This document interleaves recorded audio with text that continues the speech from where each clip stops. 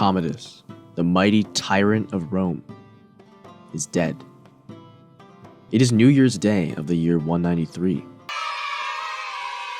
What better way to celebrate than with a good old civil war? I've never enjoyed the specifics of politics too much, so I'll spare you some time. Long story short, the year 193 was known as the Year of the Five Emperors, because there were 5 emperors during that year. Funny, right? Anyway, when Commodus died, the Senate declared a man named Pertinax as the emperor, but he pissed off the Praetorian Guard and got executed. The Guard then decided to hold an auction for the imperial office, which some rich guy named Didius Julianus won. Bad idea though, because some other guy named Septimius Severus, who was the governor of Pannonia, rushed over with an army and seized power from Julianus, whom he executed. 2 other generals also declared themselves emperors, Pescennius Niger, the governor of Syria, and Clodius Albinus, the governor of Britain. Severus declared Clodius his heir and a junior emperor, which made him peaceful, and then marched off to the east to defeat Niger in a battle in 194, claiming the eastern provinces. In 197, Severus declared his son Caracalla the heir, causing a war with Albinus, which he won. After that, Severus was the undisputed emperor of Rome. Got all that? Okay, good. Severus was the founder of a new dynasty, the Severan Dynasty. In many ways, his reign marked fundamental changes in Rome's historical trajectory. His successors, the Severans, would bring Rome to the brink of crisis. Although Severus was born to an affluent family, he was from North Africa and he had no political status. Thus, his position in life was the product of hard work, slowly and steadily climbing the ranks of the political establishment. Under the reign of Marcus Aurelius, he was made a member of the Senate, and he held several political offices, including quaestor and tribune. During Commodus's reign, he managed to gain the favor of the unpredictable emperor and was appointed to be the governor of Pannonia on the Danube River. This was just a year before Commodus was assassinated, leaving Severus in a good position with a strong army to take advantage of the fallout. Severus was a military man, and his closest ally was the military. He made war throughout his reign, starting with a campaign of conquest against the Persian Empire. By this point, Persian authority was weak, and their military could not properly resist Roman attacks. In a peace deal, Severus secured control over northern Mesopotamia. As a military emperor, Severus was unpopular with the Senate. He matched their displeasure by trying and executing many of them for treason and disloyalty. Obviously, the senators didn't like this, but he was popular enough with the people, partially because of his military achievements. The Arch of Septimius Severus, which still stands in Rome today, was constructed to great fanfare in 197 to celebrate his victory in Persia. Severus also dismissed the old Praetorian Guard, which had shown itself to be a dangerous political force, and replaced it with cohorts of his own elite legionaries. This would not destroy the Praetorians as an independent political force. After Severus, they continued to play a role in imperial politics.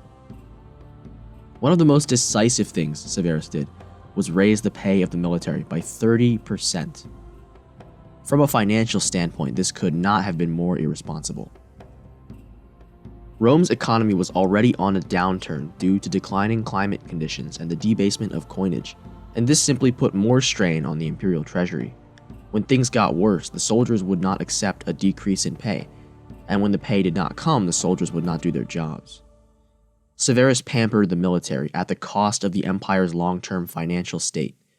This policy played a major part in Rome's decline during this period.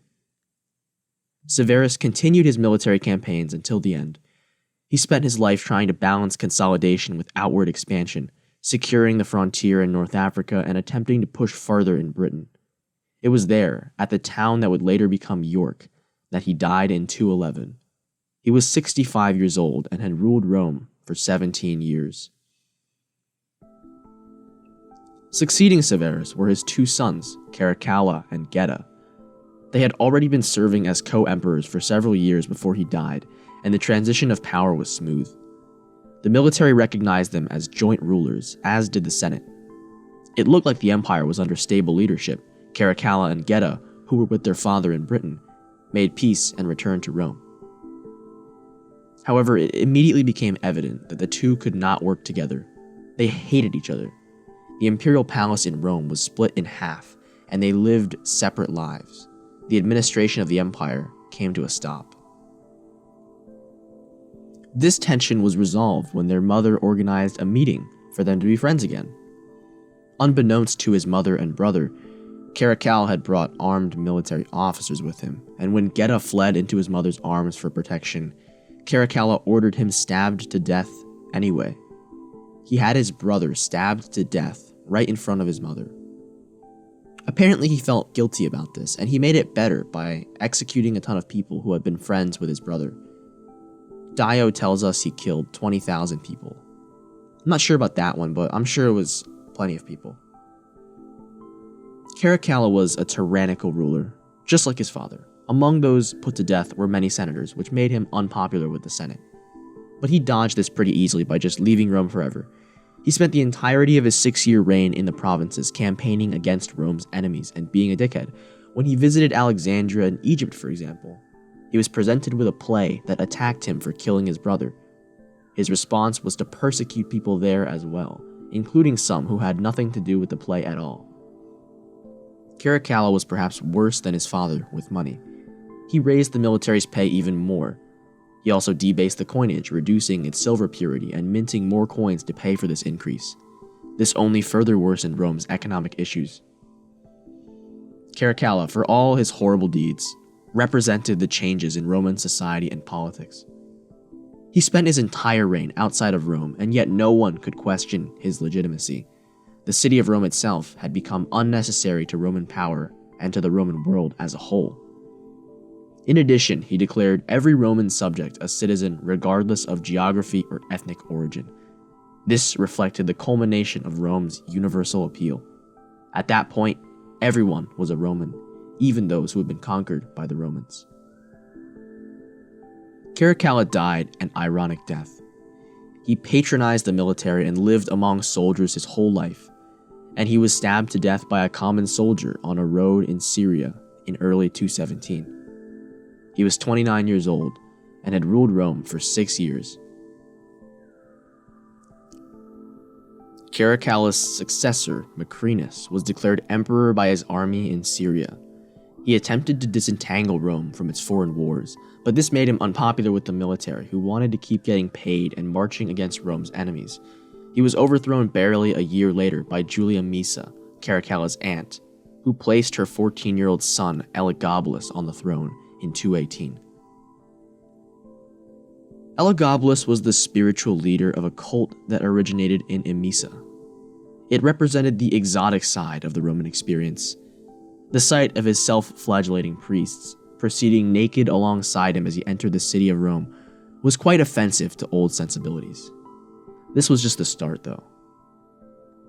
Elagabalus was at the center of a massive, years-long imperial sex scandal. He was notoriously promiscuous, having sex liberally with both men and women, despite his young age. He reportedly enjoyed playing the passive role, which was even more offensive. Free Roman males were never supposed to have their bodies sexually violated. He also took on the role of female in sex and daily life, at one point expressing a desire to remove his penis and receive surgery to have female sexual organs. Of course, there was too much sex and drink and good food surrounding the imperial court for anyone to care about administration or the duties of the imperial office. From a modern perspective, we can see Elagabalus as transgender, so I'll call her a she. Anyway, she was just in the wrong place at the wrong time. You can't expect a 14-year-old to handle absolute power well, let alone an incredibly emotionally unstable one. Had she been in a different place, she would have been just a normal person that was slightly odd. But the resources and power of the imperial office took it all to the worst extreme, with the worst consequences. Elagabalus became unpopular and was assassinated in 222, along with her mother. She was replaced by her cousin Alexander Severus, who was also very young at the time of his rise to power. He was 18 years old and had ruled Rome for 4 years. Reportedly, the people dragged Elagabalus's body through the streets of Rome, beheaded it, and threw it into the Tiber River. Alexander Severus's reign was less defined by him and more defined by the trends surrounding his time on the throne, but I'll talk about those another time. Let's follow Alexander Severus through his turbulent reign. Alexander was only 13 when he rose to the throne, so most of the administration was handled by his mother and his advisors. Nevertheless, his administration did some admirable things. Reportedly, justice was protected by judicial reforms, with the corruption of Elagabalus' regime being cleaned out. Unlike Elagabalus, who enforced the worship of the sun god, Alexander was religiously tolerant, encouraging the worship of a variety of religions. Toward the end of Alexander's reign, the empire began to face some significant issues. The Parthian Empire in the east had been reformed under the new Sassanid dynasty, which was more centralized, stronger, and ambitious. The Sassanids launched an invasion of Syria in 231, forcing Alexander to head east. He managed to defeat the Persians and restore the pre-war boundaries in Mesopotamia, but part of the army got pissed off about their bonuses and revolted. Alexander put this revolt down, but the unrest reflected a general lack of discipline and loyalty within the Roman army, which would become a bigger problem in the coming years. Alexander finally met a terrible end in 235 when he attempted to bribe a coalition of Germanic tribes instead of fighting them. It might have been a good choice, it might have saved resources, but the soldiers saw no reason that barbarians should be receiving the money that should have been their bonuses. When the army heard of Alex's plans, they revolted, assassinating him and his mother in their tents that same year. He was 26 years old and had ruled Rome for 13 years. With him, the last of the Severans, the Severan Dynasty, came to an end. At the time, few people realized it, but Rome was on the edge of catastrophe.